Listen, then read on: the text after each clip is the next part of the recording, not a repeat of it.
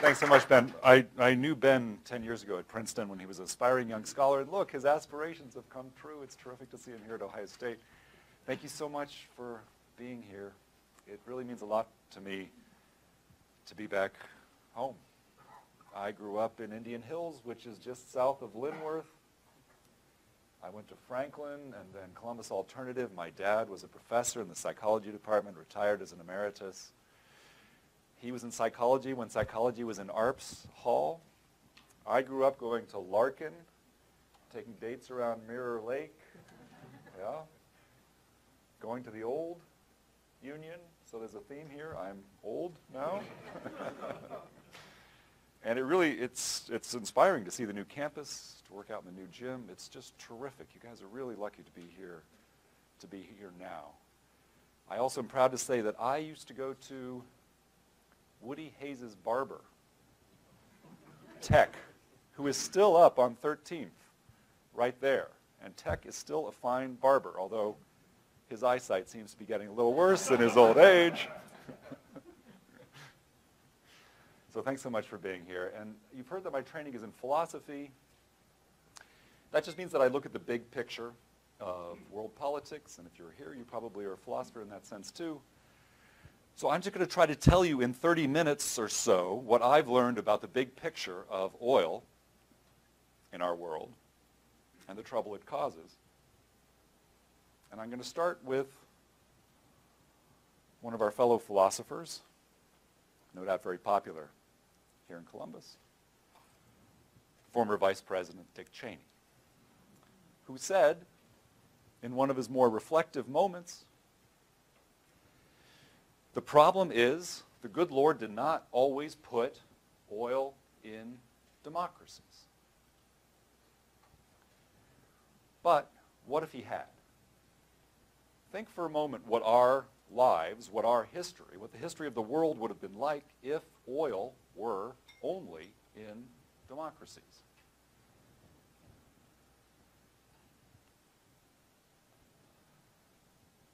If oil were only in democracies, say, for the past generation, there would be no ISIS with their atrocities. There would be no Assad barrel bombing his own people. There'd be no Syrian refugee crisis. There'd be no Putin with his thrust into Ukraine and his stirring up of aggressive Russian nationalism. Going back further, there'd be no Saddam Hussein, no Boston Marathon bombing, no 9/11. No Gaddafi, no Darfur, no Iranian spread of terrorism, support of groups like Hezbollah and Islamic Jihad. And if you go back this far and remember, there would have been no Soviet surge ahead of us in the nuclear arms race in the 70s and 80s. All of these threats and crises have one thing in common. They all come from states that have a lot of oil.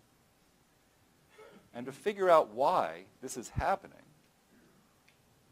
why 40 years of threats and crises are coming from oil states, you have to go deeper than we usually do when we argue about our foreign policy choices and follow the money. As usual, you have to follow the money. Dick Cheney was wrong. The fault is not in our stars, but in ourselves, and in particular, in one bad old law that we take entirely for granted. It's been this way our whole lives. But which forces us to send money to the men of violence who have been causing the problems for our lifetimes. After all those armies and tanks and propaganda and bombs are expensive. Where does their money come from to pay for those things?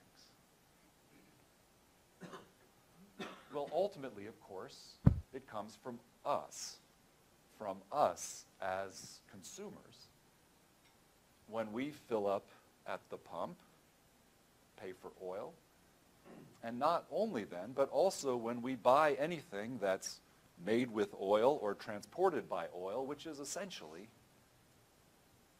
everything. So because of this bad old law, our money is going to men of violence overseas, and their violence washes back onto us.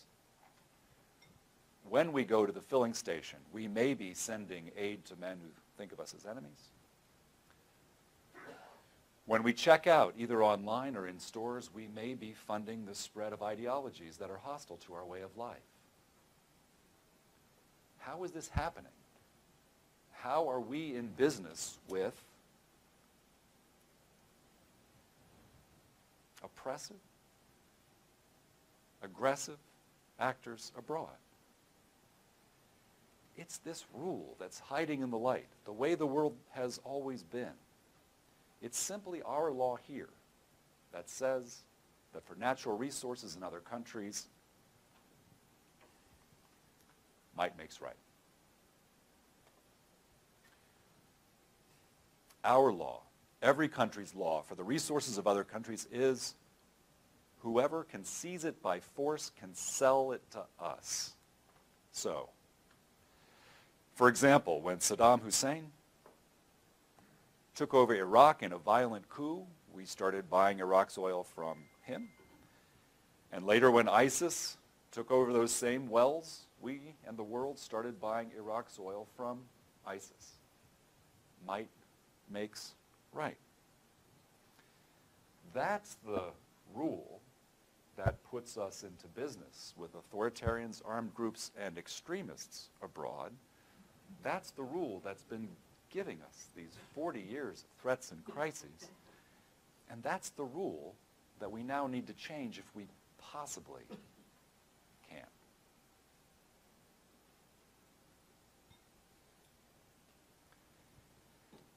If you think about that rule that we take for granted, from any ordinary perspective, it makes no sense.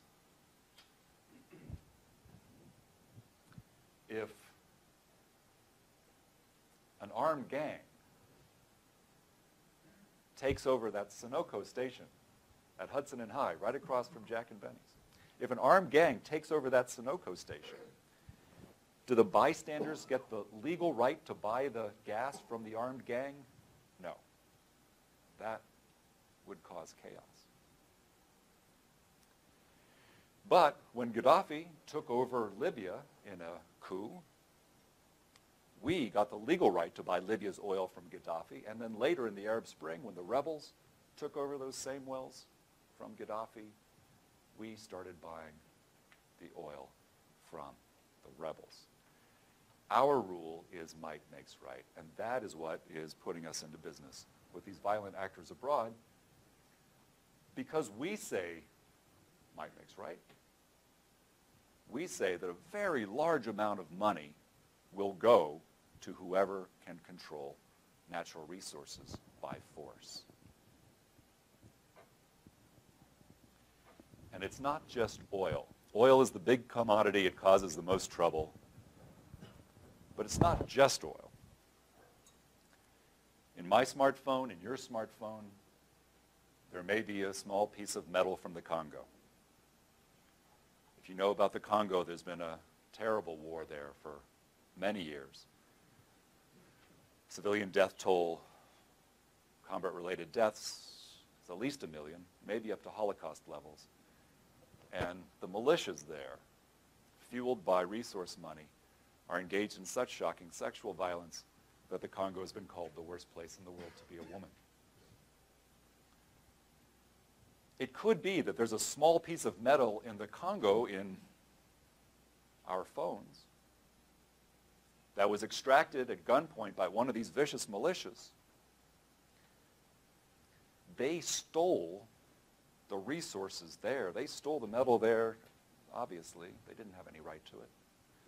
But by the time it goes through the world supply chains and ends up here in the United States, You own your smartphone, every molecule, 100% free and clear under the laws of this state and this country, and the police and courts right here will defend every molecule as your property against all challengers. That's the rule that's causing the trouble. Coercion there ends up in legal rights here. Violence vests property rights. Again, that makes no sense even from a basic market perspective. In ordinary life, violence violates property rights, of course. In the world system as we have it, violence creates property rights. Might makes right incentivizes oppression and violence. As in all cases where property rights are regularly violated, the violators get stronger, right? They get richer, and people are incentivized to keep on stealing.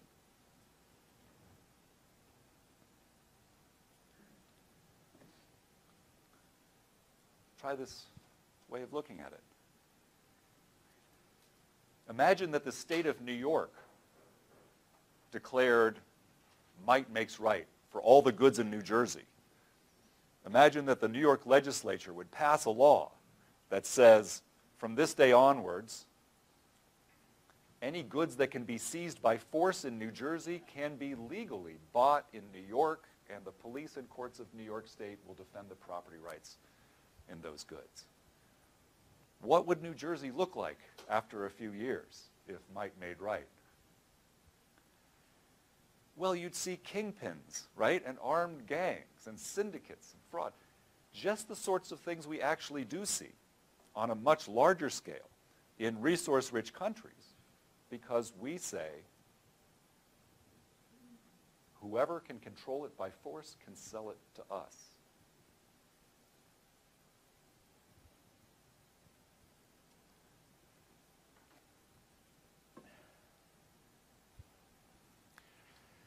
Natural resources like oil, metals, gems are just huge, concentrated sources of economic value. You can just imagine that there's reservoirs of cash buried around the world.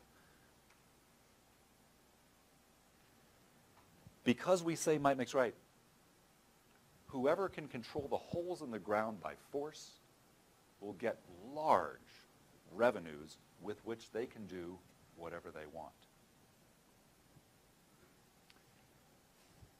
The power that comes from natural resources is entirely unaccountable.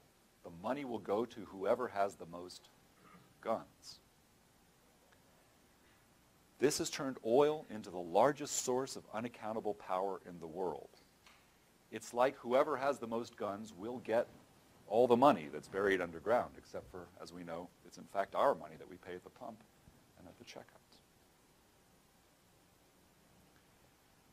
The money is unaccountable,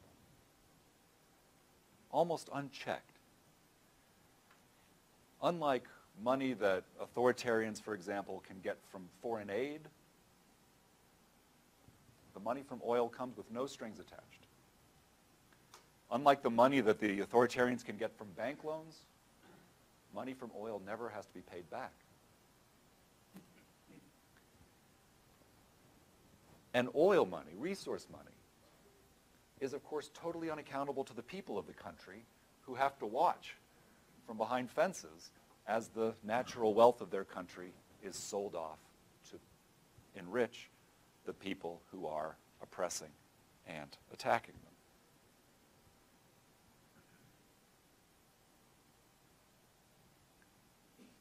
So we're in a bad place.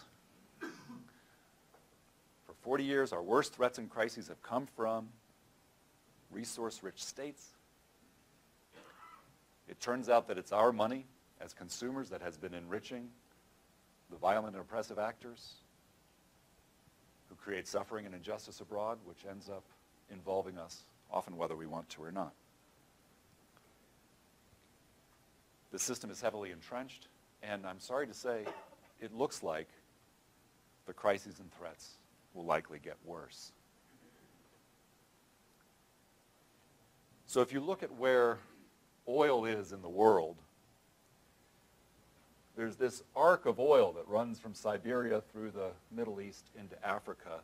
And the countries in red are authoritarian or failed states. That's the arc of oil that's been causing us trouble for 40 years. And that's the arc of oil that you can see now becoming even more unstable. Green Revolution in Iran, Arab Spring, all these wars, Iraq, Syria, Libya, Yemen, Cold War between Saudi Arabia and Iran heating up. And as a bit of very bad luck, this is just the region that scientists say over the next 15 years is going to get more crowded and hotter and hungrier and thirstier, which is likely to mean it's going to be even more unstable.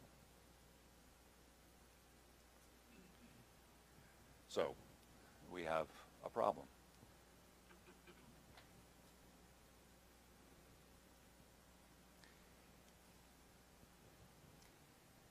Is there any hope for change?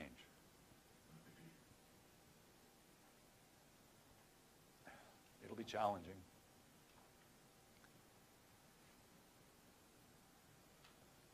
The world uses a lot of oil.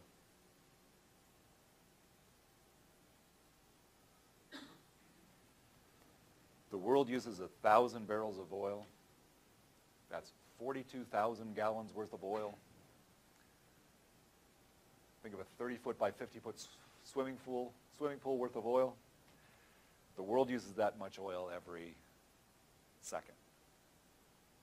It's a lot of oil. 90% of the world's transportation runs on oil. Almost every car, truck, ship, plane. Even as we transition away from fossil fuels to try to limit the damage of climate change, it's going to take some years to make that transition. We're going to be in business with oil for some time. And as you know, very powerful actors are entrenched in the system as it is. So, the authoritarians, obviously, Saudis, like business as usual very much as it is, since they get a lot of money from it. And of course, the big oil companies are very used to working under the rules of might makes right. They'll resist any change.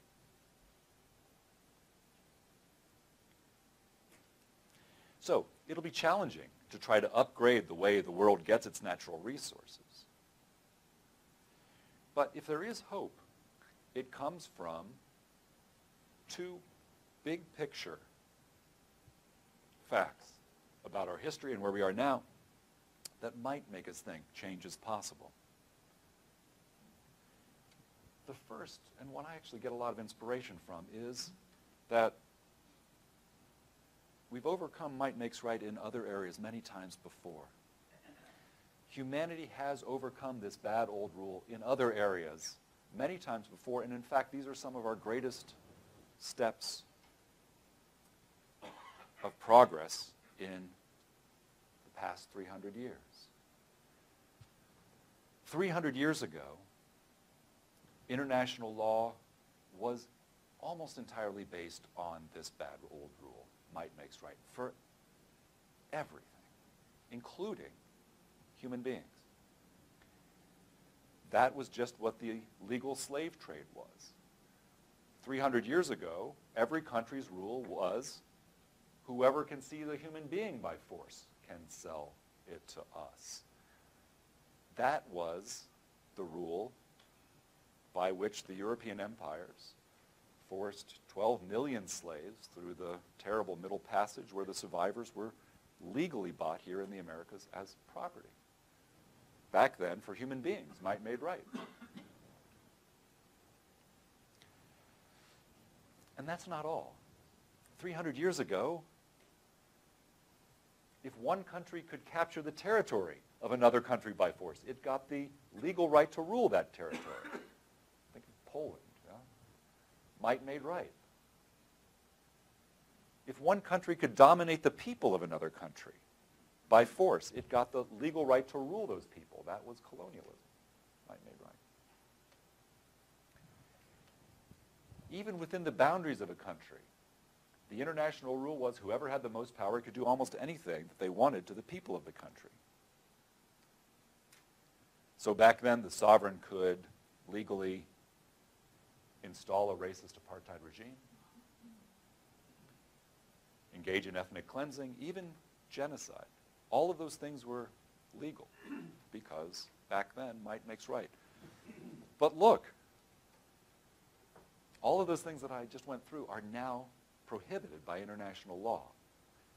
The slave trade, conquest, colonialism, apartheid, ethnic cleansing, genocide, those are all now illegal and have been replaced by international laws requiring individual human rights and the self-determination of peoples. Now, you know, just because we have new laws doesn't mean we've magically abolished power, right? Power still does what it does, and our new laws are violated much too often.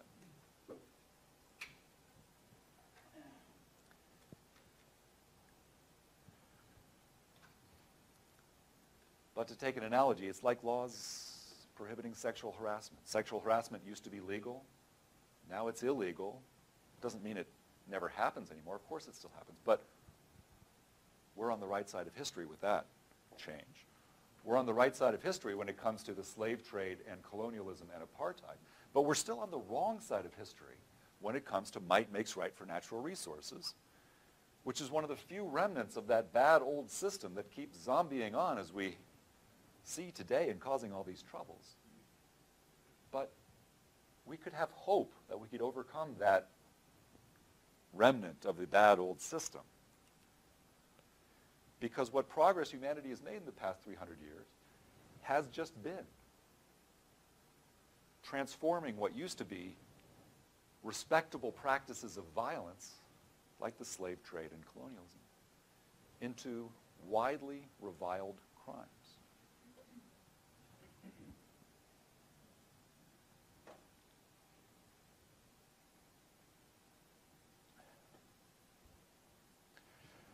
So for America to get away from might makes right to resources, it would have to stop importing authoritarian oil and conflict minerals, and then it would have to convince the rest of the world to do that too. And that's going to be challenging. But the second ground for hope is that the world already talks as though we use a different, better, and modern rule for resources. At least on paper, the world has already agreed to a much better principle than might makes right, which is nothing other than one of America's founding principles. Abraham Lincoln expressed it very well in his first inaugural. A country belongs to its people. The modern principle is just a country belongs to its people. It's the people, not power, who shall have the ultimate right to decide what happens in the land, and that includes what happens with the natural resources. The natural resources are the people's birthright.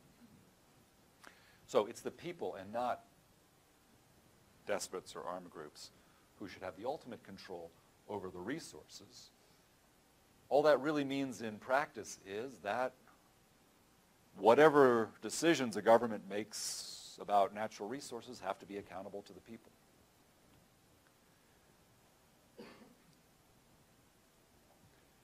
The people has to be able to figure out what's happening to their resources and to be able to change what the government's doing without citizens fearing for their safety or their lives. The government has to be accountable to the people for resource decisions. So for example, here in America, publicly accountable officials, legislatures, have passed laws that privatize natural resources. That's fine. Oil and gas off the Gulf Coast is auctioned off to private companies. The money goes into the public treasury. That's fine. The decision's accountable to the people.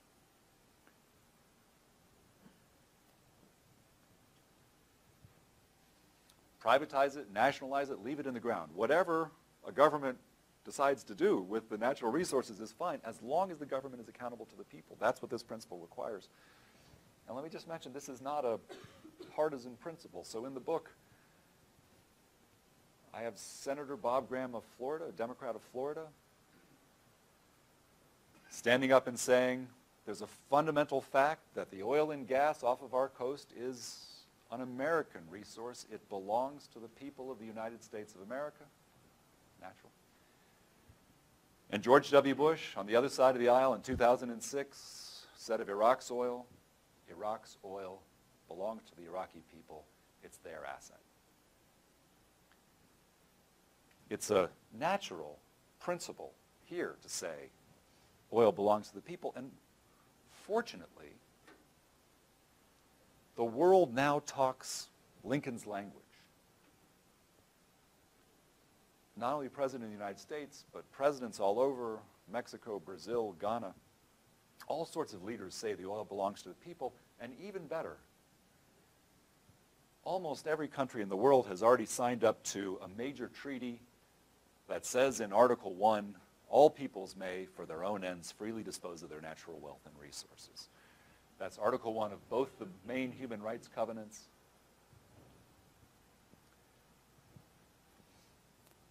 As a legacy of the struggles of self-determination in the 20th century, the struggles of Gandhi and Mandela, the world already talks the talk that the resources should ultimately be controlled by the people. 98% of the people in the world live in a country that has already ratified those words. So the world talks the talk, but even America hasn't taken the steps necessary to turn Lincoln's principle into real law. For us to turn that principle into real law would just be to say, we believe the country belongs to its people, and we don't think we have a right to buy oil from anyone who's not ultimately accountable to the people. So we're not going to buy authoritarian oil or conflict minerals.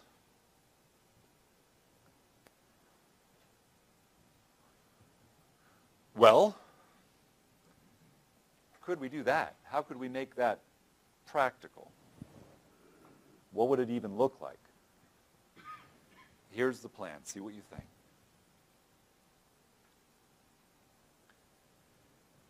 America would pass laws on its own soil, about its own people, regarding who we think we have a right to buy resources from. Our soldiers can stay home this time. We would just pass laws saying that we're not going to buy resources from anyone who's not ultimately accountable to the people of their country. We say we don't want to preach, we don't want to invade. Who rules in Saudi Arabia is none of our business. But right now, that Saudi regime qualifies for none of our business. That would be the law that got us out of business with whoever has the most coercive power abroad. After making that legal change, America would lead the West and then the world through the same legal transition. That's the plan. And actually, America's already started to lead in this direction. So America has already passed strong legislation aimed at trying to get corrupt officials in oil-rich states to be more accountable to their people. And if you saw that Leonardo DiCaprio movie, Blood Diamond, that was a representation of real events in Sierra Leone. America led the worldwide import ban on blood diamonds after it was found that those blood diamonds were being sold through to Al-Qaeda. So America is leading in this direction. It could just expand this import ban on blood diamonds to blood oil too. And it could be that this is the window of opportunity. It could be that this is a great moment to try to make these reforms.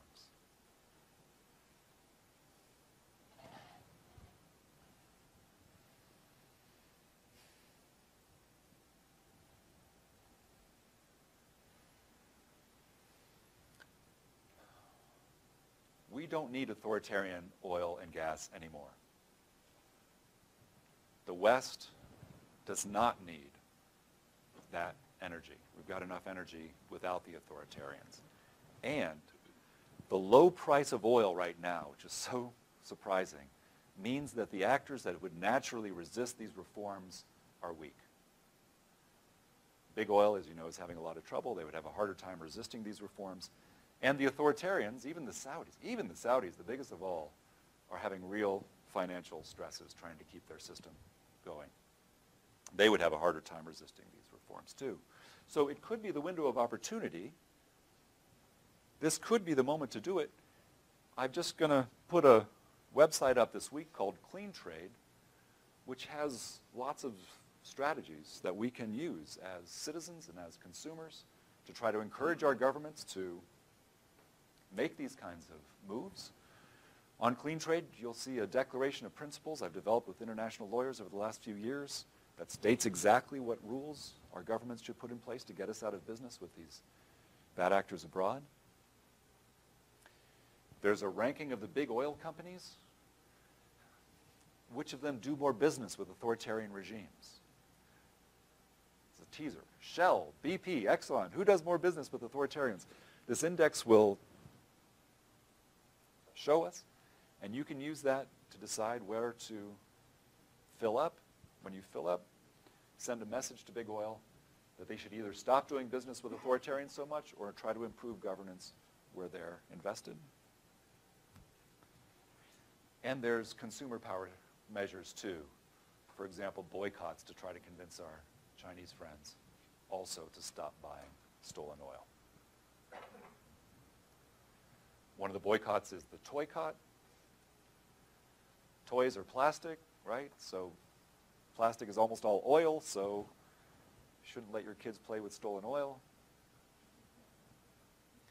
There's a lot of things that we can do to try to convince our governments to get us out of business with men of blood abroad.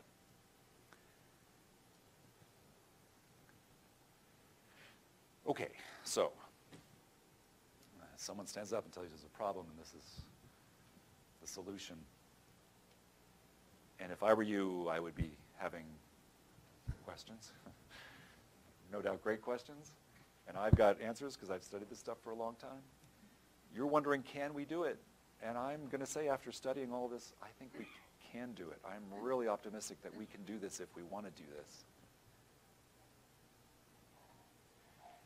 And actually, after studying it all these years, especially in the last couple of years, I think we have to do this. Something like it. That arc of oil, that oil-cursed region is in real trouble. And you can see it destabilizing more and more. The people in these countries want security. They want stability. They want opportunities. They want to be richer. They want more freedom. They really do. They want what we have. The people are getting power, and they're going to want political power. They're going to get political power one way or another. If we keep doing business as usual and send hundreds of billions of dollars to these countries, to whoever can be the most coercive, it's going to drive the people to armed resistance and extremism. And that's going to be real trouble. Like I say, the future looks worse. The next European refugee crisis that comes from the Middle East or North Africa might seriously destabilize the politics of our European allies. And next generation ISIS, what are they going to do? Fly explosive drones through the windows of Congress? Engage in Paris-style attacks on a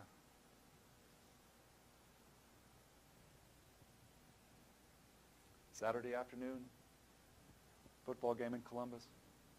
If you talk to the security experts like John Mueller, they say those attacks are easy, Peristyle's attacks are easy, and we don't know what to do about it. Trouble is coming. The change is coming. It can happen the hard way if we keep sending our money to the people who are attacking and oppressing the citizens of those countries, or we could here change our own laws and take a principled stand on our own deepest principle and just say, country belongs to its people. We're standing with the people as they get power. We're on your side instead of on the side of the people who are attacking and oppressing you. That principled stand, can you imagine America taking a principled stand saying, we believe in the people? That will empower the reformers in those countries who are looking for their own window of opportunity to make more peaceful, gradual constitutional reforms. So,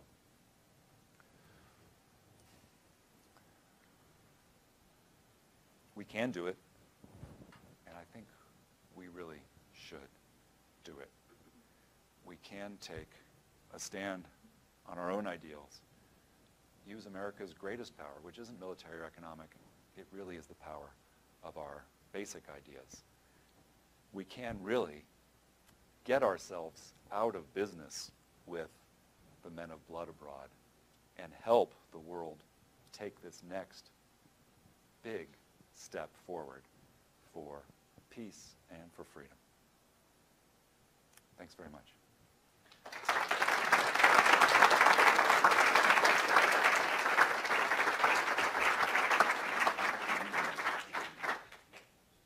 So I'll take a cue for questions. Want to put their hands up? Let's get started. Yeah, go ahead. Yeah, so very interesting. I guess I'm going to go for the feasibility angle, shocker. Fair. But I just want to push you on what the likely reactions of the actors that you were talking about would be in terms of, so you sort of said what we do incentivizes them to do what? Incentivizes them to take power? Is that what you're saying? The reasons for these sort of coups or insurgencies are ultimately about greed, which is very contested, because there's a lot of other potential causes. Or you're talking about we can modify their behavior once they're in power. And that I'm a little more skeptical of, the idea that, because then you're talking about situations like Iraq under Saddam, you're talking about Libya under Gaddafi, in which we had sanctions. And you're basically talking about the effectiveness of a sanctions-type regime around oil. Maybe it can work. It's had some holes, leaky, and and then there's some questions about what incentives that places on a desperate and coercive regime. Did Saddam really become less violent towards his own people and his neighbors when he was, sort of, we weren't buying? So. Good. So on the first point, thank you very much, and that's absolutely the right way to push. And we all worry about the feasibility. That's a huge question, maybe the biggest question. I certainly would never say that the only incentive for revolutions or coups is the money, but it's what makes armed rebellion possible in many cases. You need a lot of money for armies, right? They're expensive things. Resource money often is a big source, and capturing the revenue streams is often one reason to take power in these countries. Would it alter the incentives of the actors? First, I want to say we're not going to buy oil from these countries, but not in a sanctions way, not because we're punishing them for anything, not because they've done something bad. It's just because we don't believe we have the right to buy oil from these regimes, just because of our own principles. We're just going to change our own laws. You guys do what you want. We just don't think we have a right. It's really the principled stand that's going to do the work. Instead of sanctions, which are seen as aggressive and coercive, this is just, we're going to stop sending money to whoever can be the most oppressive in your country. Quite a different tenor to it. And our alternative is to keep sending money to these kinds of actors. I do believe that people are going to continue to rise up against them. And just let me give you one fact about the effects of our sending money to whoever has the most guns. think of all the progress that the developing world has made in the past 35 years. Huge gains in democracy, prosperity, peacefulness, except in the oil states. Oil states are no richer, no freer, and no more peaceful than they were in 1980, which is shocking. If we keep sending money, we're going to keep sending money to the people who are keeping these countries divided and undeveloped. The incentives will be better. I'll let other people. Isn't the world sort of falling into your trap? Instead of cutting off all oil, all revenue for oil, it's been cut by 75%. So it's clumsy because, of course, it's us cut it off in Norway and Botswana and so forth, the bad guys. But it seems to be it should be starting to have a 75% at least good effect from your standpoint, without having to do anything about changing our purchasing habits. And particularly if this continues, and a lot of people are predicting it's going to last for a decade or more, maybe for low prices. So shouldn't you be doing a victory lap for at least 75%? Yeah, that's a much better metaphor than falling into your trap. Look, it's so true. If I had given this talk 10 years ago when I started writing this book, it would have seemed that the feasibility was low, right? 10 years ago, it was all about peak oil. Remember that? Peak oil, the world was running out. American imports were continuing their inexorable climb upwards. We were dependent on Middle Eastern oil, and now look, we don't need that oil anymore. We really don't need it. Most people think North American energy independence is going to come regardless of what, I mean, it's going to come, right? We've got all sorts of oil and gas. And the low price of oil is just a godsend for this, too. The actors who would resist this project are weak. Thomas Friedman of the New York Times has his first law of petropolitics. Friedman says, as the price of oil goes up, the pace of freedom goes down. Well, we can only hope that John is right, that the law works in reverse. As the price of oil goes down, the pace of freedom will go up. Well, then you should be optimistic, not pessimistic. I am optimistic. Price changes and things will get worse and so forth. The change can happen the hard way or the easy way. The people are going to get power. I'm optimistic about that. But how are they going to get power? Are they going to get power by rising up against their regime as armed groups, being driven into extremism? That would be terrible for us. Or are they going to get power in a more gradual way? We can either keep pumping money into these countries so that they become more divisive and more kinetic, or we can try to let the air out of the balloons as gradually as we can by saying we're just going to taper off our imports and stand on the side of the people instead of on the side of people who are attacking and oppressing them.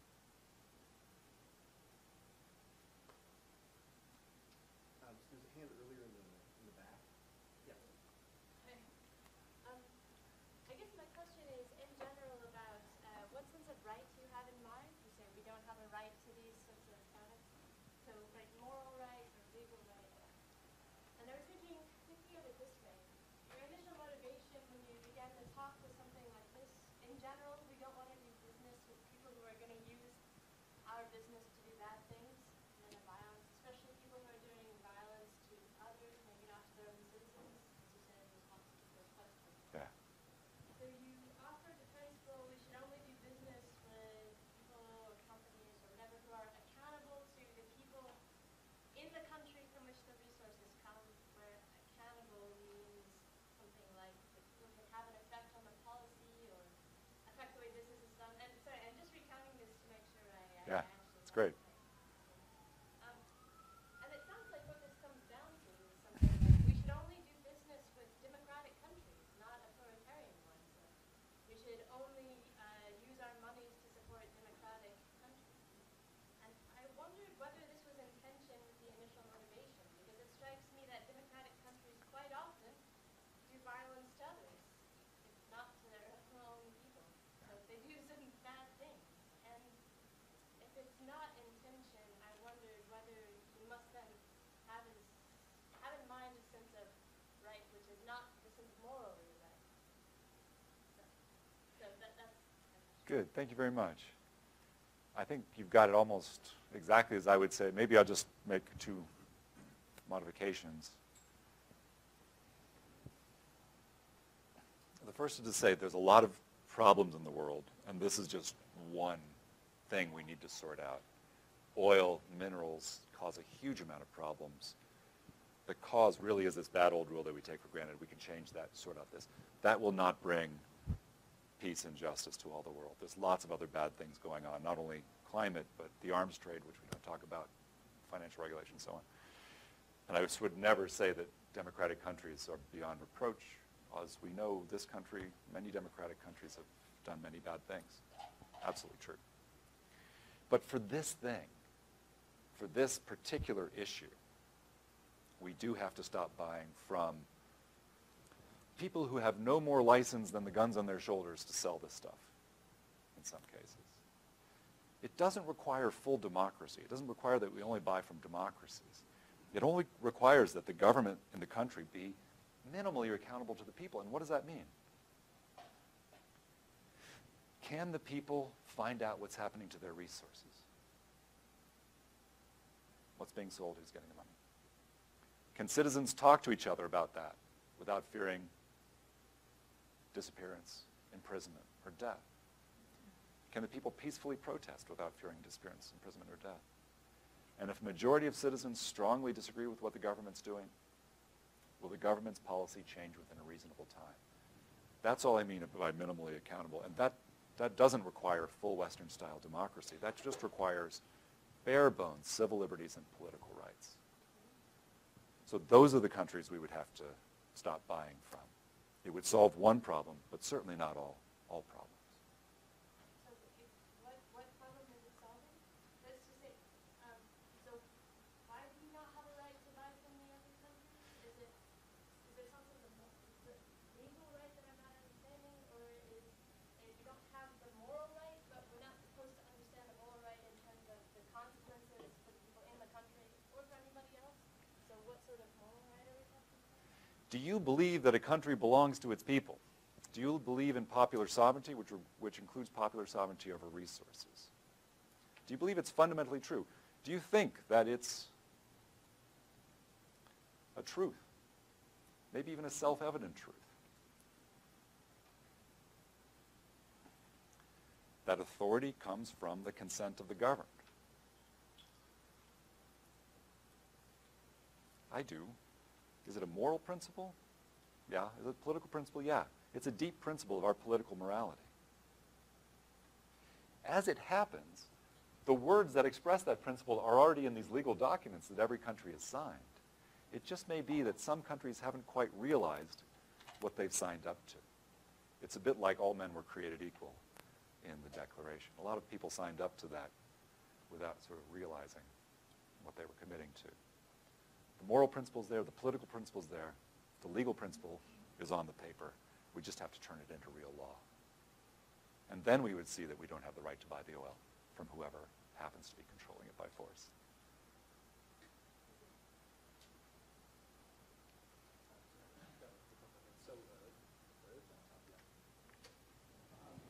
Just so I can understand it better, I certainly like the idea, but how do you envision, or what mechanism do you envision for actually determining that a particular country Yeah.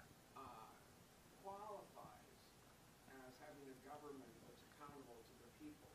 I'm thinking of Russia. I'm confident that Putin would say that he's been freely elected and he and his government are accountable to the people. You're smiling and I'm smiling. We don't take his word for it. Whose word do we take? Yeah. Do we have a commission that determines the accountability of all governments? That's our own question. It's a great question. We do. And we want to put into effect, real effect, this policy, we have to know what are the countries where the people actually do have minimal civil liberties and political rights. Luckily, there are well-established indexes that measure these things, and there's lots of them. So Polity is the famous one. Freedom House has one. Economist has one. Foreign Policy Magazine has one. There's a new one called VM. There's a lot of independent groups out there that measure just the sort of things that we're looking for. We can't leave the decision up to the State Department or the British Foreign Office.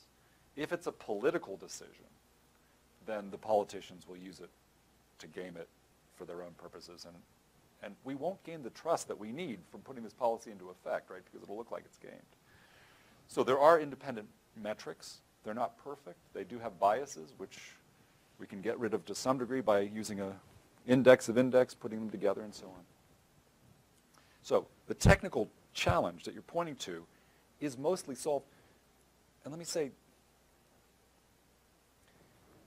whatever metrics we use there will be better than our current criterion of who we buy resources from. We can't avoid that decision. When we wake up tomorrow, our country has to have a rule for who we're going to buy resources from in other countries. Our rule now is whoever can seize it by force can sell it to us. And whatever metric we come up with, independent metric, will be better than that. Yes, hi. Thank you. I have a very similar line, and maybe I can like this question that comes to my mind. I like the way you say that this proposal of yours is not a sanctions regime. So it's not about punishments, but it's about expressing our principles of what we consider what we ought to be doing. And a moment ago you mentioned about this almost self-evident quality of this truth that resources belong to people. But so it seems to me that your proposal is premised on a theory of legitimacy. And but what I like to sort of push back, just to be devil's advocate, is that there are many people living in that toil arc that you're showing that who have a very different cultural understanding of legitimacy. And they would say, for example, that the power ought to belong to the great men in our society, that they are the ones with the greatest virtue, and they have the right to make decisions on behalf. Now, I happen not to agree with that, but there are people who sincerely hold to that view.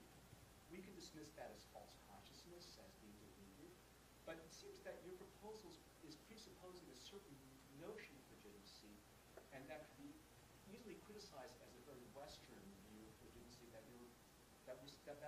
that you'd be then imposing on the world. So Good, and I think we actually agree. I wouldn't want to disagree with anything you say, except the word imposing. And maybe the word many. So when Pew does these studies, it finds strong support throughout the world, even in China, even in the Arab world, for popular sovereignty, for democracy. Now, people understand that idea in different ways. And they want to do different things with the popular sovereignty that they have. They would want to install different kinds of regimes. But strong majorities in every region support popular sovereignty, power to the people. There are people who have different conceptions of legitimacy, but they're in a minority. This is not a Western idea. 6 out of 7 countries, 98% of the people in the world live in a country who have signed up to the main human rights treaties, which say all peoples may control their own resources. It's a very widely accepted idea. And let me just also dissent from the idea of imposing. We don't want to impose. We don't want to invade. We don't even want to lecture. These policies can be put in place saying, we're changing our own laws on our own people, on our own soil, so that our own laws line up with our own principles. We are just going to go by our own principles. We believe that countries belong to their people, and so we're not going to buy. We're not going to buy from anyone unless they're accountable to the people. It's really internal policy. Again, our soldiers can stay home to do this one. It's something we do ourselves. It's in some sense the power of democratic self-control.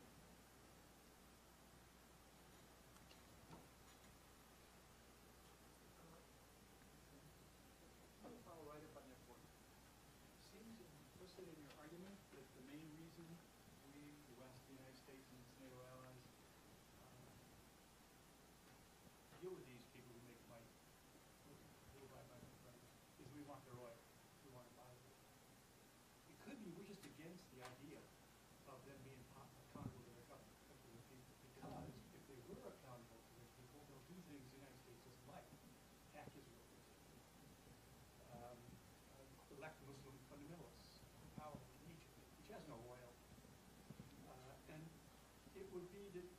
Western powers might have other interests at stake here, that they would prefer that these people in these countries do not have a say over their government and have been partners to this mighty empire. Not for oil alone. Yeah. Not even oil mostly. Yeah. But they wanted anti-communists. Yes.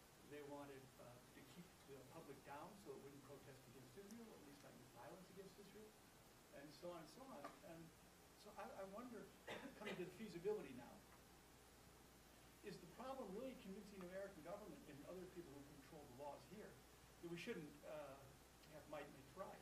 Or is it convincing them that these countries do have popularly accountable government, that we can live with the consequences of the choices those people choose to make?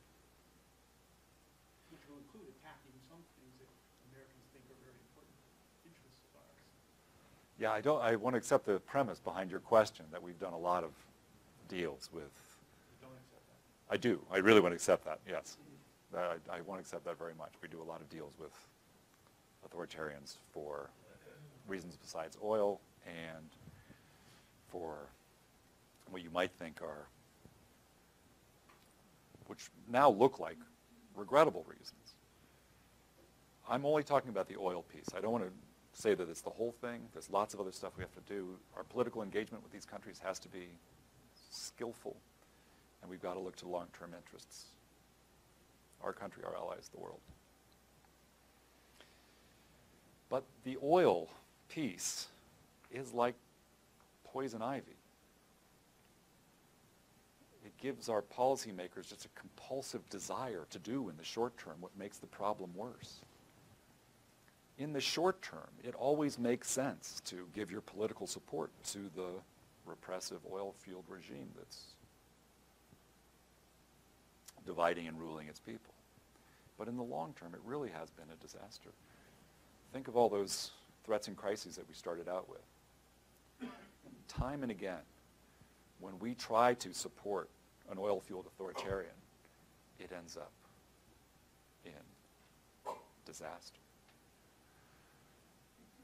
So, think of our lifetimes. Nuclear arms with the Soviet Union, okay. We got 25 years of benefits from the Shah of Iran. He was our guy. He protected the Persian Gulf. We got a lot of intelligence. He got votes for Israel in the United Nations. And for 25 years, it looked like the thing to do, to go with the Shah. In the book, I quote Jimmy Carter, going to Tehran, the last day of 1977. He said, "The peace and stability of Iran are a testament to the love that your people have for you, great Shah."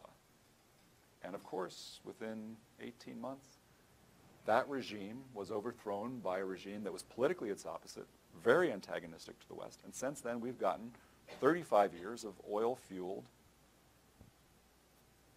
regional antagonism. Or think about Saddam. He was our guy, right? For a long time. Lots of business, lots of intelligence cooperation.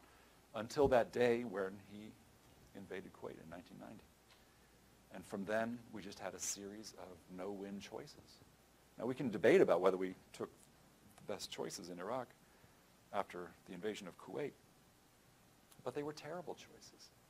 Anything we could have done would have been bad. Should we go and fight Saddam's army, which was known to have used chemical weapons? Having defeated army, should we have gone in and deposed him? Having left him in power, should we try to keep him from moving against his own people with chemical weapons? Should we put on these terrible sanctions, which probably cost the lives of 500,000 Iraqi children? Should we try to alleviate the sanctions with an oil for food program, which went disastrously wrong? Should we go back and invade again? Having invaded, should we stay? Should we then pull out? And now should we go back in to fight an oil-fueled terrorist group, which has a lot of Saddam's officers as its leadership? The strategy of supporting authoritarians just gives us no-win choices again and again. And it's terrible because it not only divides them against them and them against us, but all of these no-win choices coming from oil states, it divides us against each other too. So I've been living abroad for a few years, and looking back at America, it just kills me how divided the United States is, in part because of the debates amongst people of goodwill how to handle these impossible foreign policy choices we keep getting from the oil states. Even people of goodwill, when presented with these lose-lose dilemmas, will fight against each other about which terrible option to take and then blame each other for the one we actually did take. So part of the problem is we just get awful options from oil states. In order to detoxify our own politics, we just could stop sending the authoritarians the money. In the long term, that would dissolve the dilemmas that keep driving us apart in our own politics. I agree with almost everything you said. The concern I want to draw attention to is the feasibility of disentangling this oil consideration from all the other considerations that lead us into this part of the world and into these relationships you've described. And have for not just 30 years, but for 70 years. Yeah. So I just think when you conclude with how divided the United States is politically, and yet you think it's feasible for us to achieve consensus I do. on what to do about this, as if we could disentangle it from security considerations about Iran going nuclear or Egypt going Islamic. We couldn't even live with Egypt going Islamic for more than 11 months before we retreated completely from the idea that we would rather have despots than elected government. Because with elected government that offended our sense of what elected governments are supposed to, they're supposed to be pro-American, they're not supposed to be anti-American Muslim brothers. 11 months was with no oil at stake at all. And now we're completely back in bed with Sisi, and the most authoritarian, corrupt government in Egypt imaginable has nothing to do with oil, or very little. And so I think, and of course what I'm saying now will be highly polarizing among some of my friends who also study Middle East. But I worry that what you're doing is pulling oil out. I agree with 100% of what you're saying, except when we come to wrestling with the political difficulty of actually doing this in the United States and building a consensus for it. Good. As if we could simply isolate oil from everything else. As if nothing else is really, that the root of this problem is all oil, and I'm not quite sure that's true. I want to say the root of the problem is, so you study short term. This is what you do. I imagine you're a political science who studies short term. And all of that stuff has to be handled absolutely as well as we can. These are incredibly hard problems. But at some point, we have to look to long term too, and I do think it's feasible.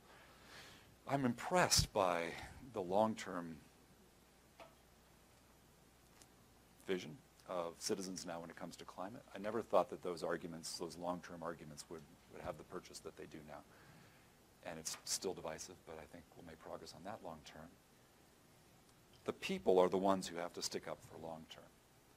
I mean, it's trite to appeal to our children's future, right? But look at it this way. We were once the children of the future, right? How do we feel that our prospects were sacrificed for the short term when we were kids? Someone has to look to the long-term considerations. If you do look to the long terms, you can see these engagements with oil-producing authoritarians have been highly negative for our own national interests. We just have to get that message across powerfully. You know, to tell you the thing, in the Iranian case, I was older than you probably, but the opposition, the rebels in Iran around Khomeini came often to President Carter of the United States and said, "Look, we'll sell you all the oil. Don't worry about the oil. If you overthrow the Shah, it's no problem. We'll be allied with you." What they never understood is that the main alliance of the Shah didn't have to do with oil. It had to do with anti-communism and his relationship to Israel. And we were prepared to sacrifice the access to the oil in order to preserve the connection between the anti-communist and the pro-Israeli position of Tehran. And you know, that opposition to this day still thinks that oil drives 100% of American thinking about Iran. Good. And you know, we never could figure out why they couldn't make headway with Brzezinski. Good. Why they couldn't make headway with President Carter, because they were promising them all the oil in the world, even at discounted prices, because the Shah was an oil hawk. You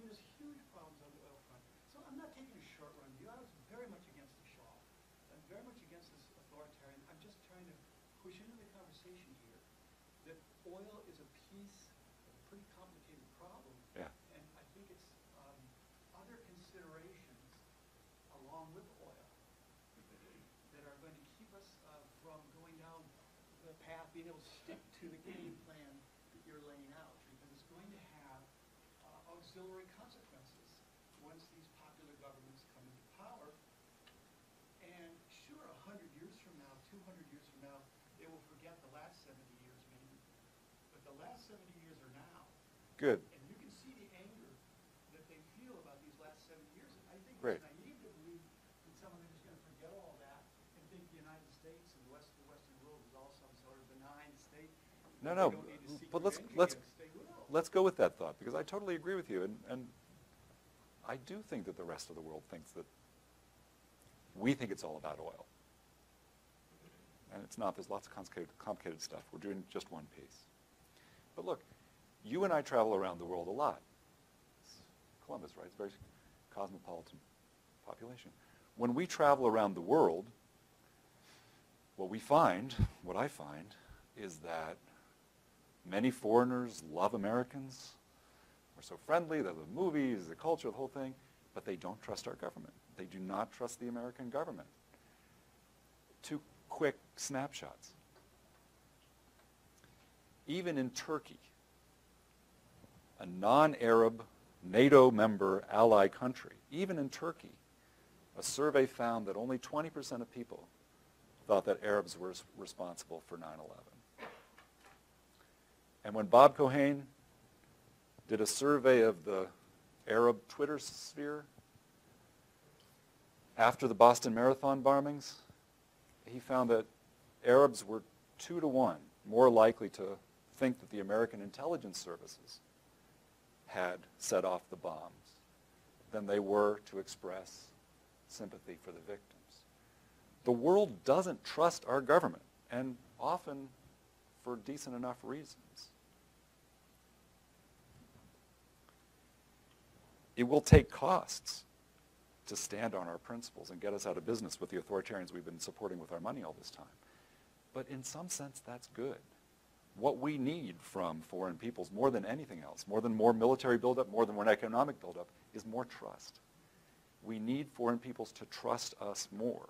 And who do you trust? You trust people who do what they say they're going to do, who stand on their own principles, even at cost to themselves. So the fact that this transition will actually be costly for us, in some sense, is an advantage. If the peoples of these countries could see us standing back and saying, look, from now on it's not about your oil. We believe that the oil belongs to you, and we're not going to buy it from anyone who's attacking or oppressing you. We're only going to buy it from whoever you choose to represent you. That principled stand would build the trust that we both know is lacking and is causing so much problem in international affairs. So just to sort of build on this question about the cost and feasibility, I'm wondering if you accept that in order for this transformation to happen, the sort of real cost that would have to happen in America, and the real change that would have to happen in America, is that the American people would need to accept that there are outcomes around the world that we actually can't control as a state. And we would have to accept that. And as long as we in America have a politics where saying things like all we need to do is follow ISIS into the Stone Age, that's a politically advantageous position, then this can't happen. And what needs to happen is a change in sort of expectations and values of the American people in terms of not believing that we can and should control all these outcomes around the world. That's right. The Americans would have to accept that in order to go with your plan. That's right. So first of all, what a great conversation. You guys are fantastic. These are fabulous, fabulous. And you're absolutely right. We'd have to change our perspective. Oil is the largest source of unaccountable power in the world. Our main tools for checking the unaccountable power of authoritarians and armed groups are sanctions and military intervention. And they're just such clumsy tools. They're expensive. They often don't work very well. And they have these huge unintended consequences. The American people should see that, right? I mean, these are really bad tools for trying to control this money that goes to whoever has the most guns. And part of the talk is sounding like, well, democracy is great. And it is great. But it's not just great as a moral idea. Popular sovereignty over the resources is the only realistic replacement for might makes right. The only consistent accountability for the resources of a country has to be an empowered citizenry of the country who's living right there on the ground. It can't be us trying to check the power of authoritarians, armed groups, and extremists with these old clumsy tools, which they're just dreadful. They're just dreadful. So I would also want to know your thoughts about how do we have an empowered citizenry and an empowered democracy? Yeah. And when you talk about, you're unveiling a website, and one example you gave was, there'll be this list of the oil companies and where you can either buy or not buy. But in terms of this, I mean, what I see is a country that I don't know that people believe that principle that you're talking about or know much about it. And so when it comes to moving forward with this, it seems like we have a whole lot of work to do on our own soil with our own people who don't believe in our government either, if you look at the statistics right now. Yeah. And I'm just wondering if on what you're going to unveil, is there a strategic plan relative to the political will, empowerment of our own people, and because I hear a lot of responsibility from what you're saying on the people there. That's right. And yet I'm with you, I think, and a few others that we have a whole lot of work that's going to take a long time right here. And I'm just curious, what's the strategic plan for that you have in moving forward with this? Because we don't even talk about conservation. We can't get laws that help with renewable resources. I mean, we have so much right here in our own country of house cleaning and things we have to do that I would like to see what you propose happen, but I have to see a whole lot that we're going to do here in a very strategic way. Yeah, that's absolutely right. And this is just the start of this thing, and it needs any number of different kinds of actions. The people have to be convinced. I think this would be a great program for the people to say, we should have more power here. This could be something that the people could unite for here, to push. I think people do believe that the country belongs to its people. That makes sense. They're just frustrated by the inability of people to bring meaningful change into the political system. But I'm optimistic. It always seems impossible until we do it. People need to be convinced, but they can be. We were talking about this with the graduates before. Think about the impossible political changes that have happened in your and my lifetimes. When I was born, 50% of the world lived under a communist government. I used to have nuclear nightmares here in Columbus. I could see the mushroom cloud destroying the city. The Soviet Union seemed to be around permanently, then it disappeared. When I was in graduate school, I was going out with a woman who was heavily involved in anti-apartheid. Mandela was still in prison. That thing looked like it was going to be entrenched forever. The people had no power. They were disorganized. And then that system disappeared. We were reflecting over the old rap group we all used to listen to, Public Enemy, who was celebrating 25 years ago just that there was a black quarterback in the NFL's Super Bowl. And one of their lyrics was, "Ain't never going to be a black president." That was in 1992. We now have an African-American president. It seems impossible until it happens. And it can happen. It needs actors of all different kinds. If I can just tell an inspiring story from this very area of oil and the wicked world of oil.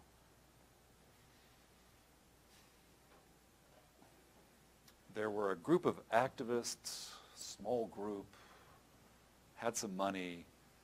They wanted to make oil more transparent. It's one of the most opaque industries in the world. They had a law that they wanted to pass. It wasn't going to pass. Everyone knew oil was too strong for the law to pass. They convinced 2 senators that it was a great law. The senators introduced the bill. It never got out of committee. But they had their stuff ready to go, and even though it seemed impossible, they kept pushing. And then their moment of opportunity came. The window opened. I don't know if you remember that big oil spill in 2010 in the Gulf of Mexico. The BP platform just blew up. For that summer, big oil was toxic. Big oil couldn't get its coals returned in Washington. The lobbyists were frozen. Right then, the activists convinced the senators to reintroduce that bill. And at 11:59 p.m. on the last day, that bill was put into the Dodd-Frank Reform Act. And it then became law for the United States that all U.S. oil companies have to report how much money they give to foreign governments. And the great, inspiring sequel to that is once the Americans moved first, the rest of the West followed. So almost immediately, Europe, Norway, Canada put in almost identical transparency laws. So now all big oil companies will have to report all the money they're giving. We didn't think we were going to get that for decades. But smart people with support had their stuff ready to go. The window of opportunity opened, and now it's law. We can do it if we have our stuff ready to go. One more question. Okay. So, I guess my question is 2 parts in a way. So it seems like one of the biggest challenges of our generation is to reduce the effects of climate change. And it seems like, I mean, oil is as a fossil fuel is one of the leading factors in what's bringing up climate change. And the numbers have shown up as of recent years that 2014 and 2015 have been the 2 hottest years on record, I believe I read the other day. And I'm just wondering, cutting our ties with these authoritarian regimes, it seems like there would be 2-fold positive consequences where we cut our ties with the regime, but at the same time we're reducing the effects of climate change. So it's like, I guess, why aren't we marketing as a country the fact that we can maybe reduce the violence and try and restabilize the Middle East, as well as reduce the effects of climate change by cutting our ties with the foreign oil? And then I guess my second part of the question is relating to the feasibility. How are our American politicians going to stand up to these lobbyists from companies like British Petroleum and Shell, and how are we going to be able to overcome that and be able to implement policies you've outlined in your presentation? So on the lobbyist things, that last story was encouraging to me. There are lots of David and Goliath stories in this area where the people really have won battles against even big oil. And as I say, big oil right now is weak. So that I don't think is a big problem. I also think oil is having a lot of trouble in making money in these divided countries, so they may not be as resistant as we think. The climate thing, you just said exactly what I was going to say. Thank you so much. I mean, we've got to do both these things at once. We've got to get off blood oil, and we've got to decarbonize the power supply. And one great way of decarbonizing the power supply is stopping to buy blood oil. If you believe that the oil belongs to the people, 50% of the world's traded oil is not available to be sold, even on the most basic free market principles. It's just not legally, shouldn't be legally viable. So authoritarians to alternatives, the movements can go together. We have to stop filling our cars that puts carbon in the environment and sending our money, which heats up the political environment in the Middle East. The 2 things can really go together. And the feasibility, these are big movements. This environment, this stuff, it really is like the end of the slave trade. It really is like the end of colonialism, the end of apartheid. These are huge global movements, and only when we see how much trouble this stuff is causing to people overseas and to us does it become urgent for us to do something. Let me just say, thank you so much, first of all, for this discussion. If I were you, I would be thinking, this does seem like a problem. Maybe we can do something about it. If you're convinced that this is a problem and you want to do more, please go to the website. If you want to have all the details, there's a 400 and some odd page book out there. But if you just want to think about it more, this was really the only thing I would ask you, and I'm really grateful for this discussion. If you just want to think about it more, I just ask you, keep thinking about it. Don't let this one go, and just talk about it with your friends. If you can convince yourself that there's a problem here along these lines, then my solution, or maybe some solution that you come up with, will be the way that we make progress on this and make the long term better than it will otherwise be. So, thank you very much. I'm really grateful to you.